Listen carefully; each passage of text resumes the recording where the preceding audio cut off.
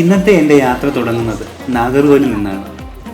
Nagercoil junction railway station മുതൽ പ്രയാഗ്രാജ് വരെയുള്ള കുറച്ച് യാത്രാ അനുഭവങ്ങളാണ് ഈ വീഡിയോയിലൂടെ ഞാൻ പറയുന്നത്. നമ്മുടെ രാജ്യത്ത് നടന്ന ഒരു വലിയ ഇവൻ്റായ മഹാകുംഭമേള കാണാനാണ് ഈ യാത്ര പുറപ്പെടുന്നത്. കുംഭമേളയാണ് ലക്ഷ്യമെങ്കിലും വാരണാസി ദൃശ്യങ്ങളായിരിക്കും കൂടുതലായി ഞാൻ ഈ വീഡിയോയിലൂടെ നിങ്ങളെ കാണിക്കുന്നത്. ഒരു വീഡിയോയിൽ മാത്രമായി കാണിക്കുവാൻ കഴിയുന്നതല്ല വാരണാസി എന്നത്. അതുകൊണ്ട് ഒരു 3-4 വീഡിയോസ് ഉള്ള ഒരു പ്ലേലിസ്റ്റ് ആയിട്ടായിരിക്കും ഞാനത് ചെയ്യുന്നത്. എൻ്റെ ഈ യാത്രയിൽ ഞാൻ ഒറ്റയ്ക്കാണ്. ഒറ്റയ്ക്കായതുകൊണ്ട് തന്നെ കുറച്ച് ത്രില്ലൊക്കെ ഉണ്ട് കേട്ടോ. മാത്രവുമല്ല കുറച്ച് ബുദ്ധിമുട്ടുകൾ ഞാൻ ഈ യാത്രയിൽ നേരിടുന്നുണ്ട്. എങ്കിലും ഒരു ദീർഘദൂര യാത്രയ്ക്ക് പോകാനുള്ള ആഗ്രഹം കൊണ്ട് ഈ ബുദ്ധിമുട്ടുകളൊന്നും എനിക്കൊന്നുമല്ലാതെയായി എന്നതാണ് വാസ്തവം. നമ്മളിപ്പോൾ എത്തി നിൽക്കുന്നത് ജബൽപൂരാണ്.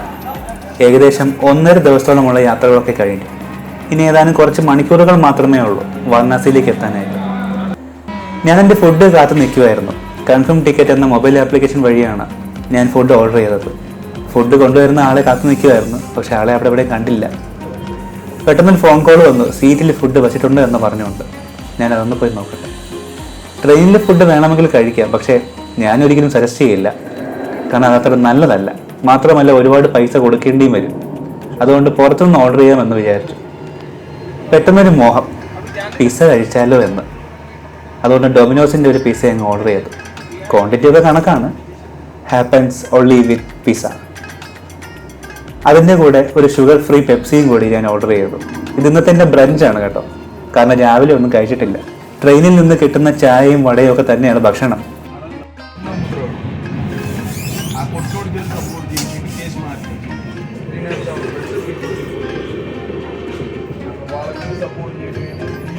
ഇത് ഇന്നത്തെ എൻ്റെ വൈകുന്നേര പലഹാരമാണ് കേട്ടോ. ജിലേബിയാണ്. വിശപ്പുള്ളത് കൊണ്ട് പെട്ടെന്ന് അങ്ങ് കഴിച്ചു തീർക്കാനുള്ള ശ്രമമായിരുന്നു. കഴിച്ചു തീരാനായപ്പോഴാണ് വ്ളോഗ് ചെയ്യണമല്ലോ എന്നൊരു ചിന്ത വന്നത്. ഈ ചേട്ടനാട്ടോ അത് മേടിച്ചിരുന്നത്. ഈ യാത്ര കൊണ്ട് കൂടുതൽ എനിക്ക് കിട്ടിയ ഒരു ബെനിഫിറ്റ് എന്ന് പറയുന്നത് പല സംസ്ഥാനങ്ങളിൽ നിന്നും എനിക്ക് സുഹൃത്തുക്കളെ കിട്ടിയെന്നുള്ളതാണ്. ഫോറിൻ സുഹൃത്തുക്കളും ഉണ്ട് കേട്ടോ. ഇപ്പോൾ ഞാൻ യാത്ര ചെയ്യുന്ന കാശി തമിഴ് എക്സ്പ്രസ് നമ്മുടെ കുംഭമേള നടക്കുന്ന പ്രയാഗ്രാജ് വഴിയാണ് വാരണാസിയിലേക്ക് പോകുന്നത്.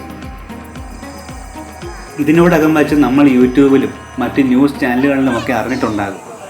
ട്രെയിനിൻ്റെ ഗ്ലാസ് കല്ലും കമ്പിയും വെച്ച് പൊട്ടിക്കുന്നതും ആളുകളെ ആക്രമിക്കുന്നതുമൊക്കെ. ചെറിയ രീതിയിലുള്ള ഒരു പേടി എനിക്കുണ്ട് കേട്ടോ.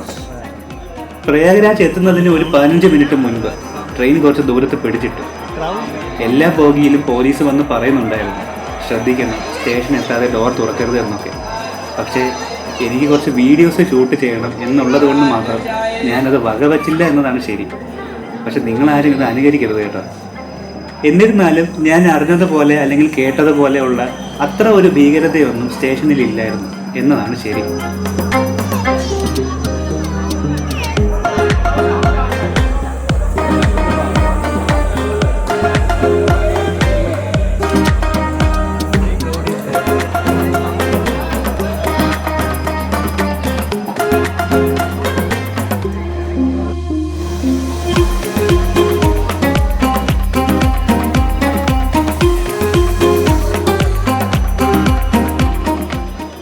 പ്രധാനമായും ഞാൻ നേരിടും എന്ന് വിശ്വസിച്ച ഒരു പ്രശ്നം ഭാഷയാണ്. ഈ തോന്നൽ എനിക്ക് ഉണ്ടാകാൻ ഒരു കാരണമുണ്ട്. കാരണം അധികം യാത്രകൾ ചെയ്തിരുന്ന ഒരാളല്ല ഞാൻ. മാത്രവുമല്ല അധികം ആളുകളുമായി ഇടപഴകി ശീലവും എനിക്കില്ല. എന്നാൽ ഒരു ഇൻട്രോവേർട്ടും അല്ല ഞാൻ. അങ്ങനെയുള്ള ഒരാളുടെ പെട്ടെന്നെടുത്ത തീരുമാനത്തിലുള്ള ഒരു യാത്രയാണിത്. പക്ഷേ ഭാഷ ഒരിക്കലും എൻ്റെ ഈ യാത്രയിൽ ഒരു പ്രശ്നമേ ആയിരുന്നില്ല എന്നതാണ് സത്യം. ഒട്ടുമിക്ക കാര്യങ്ങളും ഞാൻ ഷൂട്ട് ചെയ്തത് നിങ്ങളെ കാണിക്കുവാൻ സാധിക്കുമെന്ന് എനിക്ക് തോന്നുന്നില്ല. യൂട്യൂബ് പോളിസി ഒക്കെയാണ് അതിന് കാരണം. പക്ഷേ ഞാൻ മനസ്സിലാക്കിയ വാരണാസി എന്തെന്നും എൻ്റെ അനുഭവങ്ങളും ഒക്കെ എൻ്റെ വെബ്സൈറ്റായ ഇൻ കേരളയിൽ ഞാൻ പോസ്റ്റ് ചെയ്യുന്നുണ്ട്.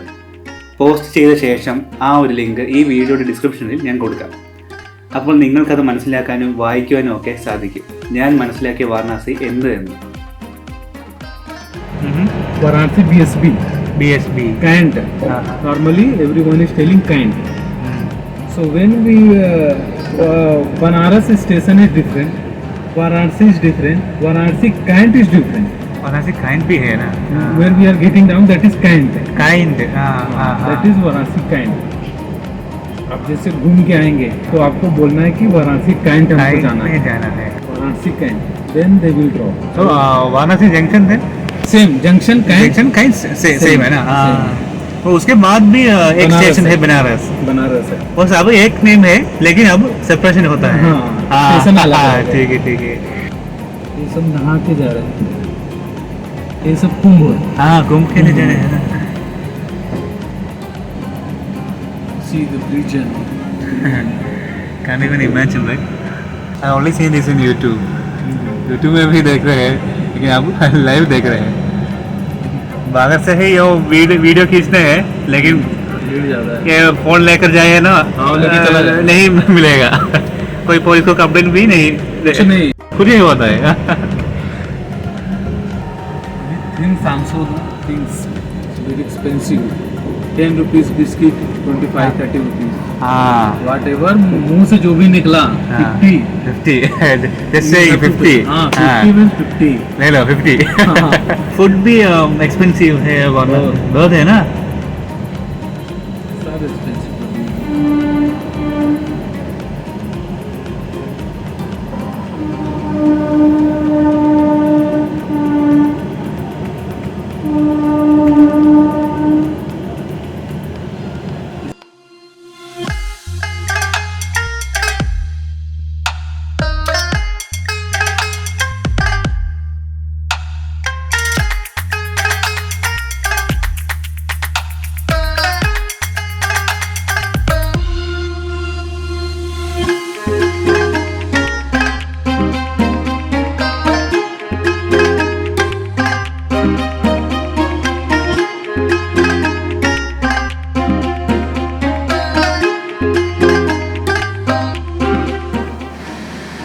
യാത്രയിലെ കാഴ്ചകൾ മാത്രം പോരല്ലോ, വല്ലപ്പോഴും എന്നെയും കൂടെ കാണിക്കണ്ടേ.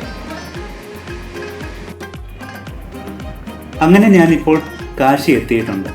ഈ കാശി, ബനാറസ് എന്നൊക്കെയുള്ളത് ഘാട്ടുകളാണ്. ഇതെല്ലാം ഒരു സ്ഥലത്തെ തന്നെയാണ് പറയുന്നത്. ഇപ്പോൾ ഞാനുള്ളത് കാശി ഘാട്ടിലാണ്. ഇനി അടുത്ത സ്റ്റോപ്പിൽ ഞാൻ ഇറങ്ങും, അതാണ് Varanasi. Varanasi junction railway station, Varanasi kind എന്നൊക്കെയാണ് ആ സ്ഥലത്തെ വിശേഷിപ്പിക്കുന്നത്. നിങ്ങളിപ്പോൾ കാണുന്നതാണ് വാരണാസി റെയിൽവേ സ്റ്റേഷൻ. നല്ല ജനത്തിരക്കുണ്ട് ഇവിടെ. ഇവിടെ എല്ലാവരും കുംഭമേളയ്ക്ക് പോകാനുള്ള തയ്യാറെടുപ്പിലാണ്. അതിനായി ഇവിടെ തമ്പടിച്ച് താമസിക്കുകയാണ് കേട്ടോ. ഞാൻ ബുക്ക് ചെയ്ത റൂം 11 മണിക്ക് മാത്രമേ എനിക്ക് ചെക്ക് ഇൻ ചെയ്യാൻ സാധിക്കുകയുള്ളൂ. അതുവരെ തൽക്കാലം ഒരു ഡോർമെറ്ററി റൂം എടുക്കാമെന്ന് കരുതി. മാപ്പിലൊക്കെ നോക്കിയപ്പോൾ മനസ്സിലായത് സ്റ്റേഷനിൽ നിന്ന് അങ്ങോട്ടേക്ക് 5 കിലോമീറ്റർ ദൂരമുണ്ട്. ഒരു ഓട്ടോ പിടിച്ച് പോകാമെന്ന് തോന്നുന്നു. അവസാനം ഒരുപാട് നേരം ബാർഗെയിൻ ചെയ്ത ശേഷം ഒരു ഓട്ടോ കിട്ടി. ഓട്ടോ ചേട്ടൻ 300 രൂപയാണ് ചോദിക്കുന്നത്.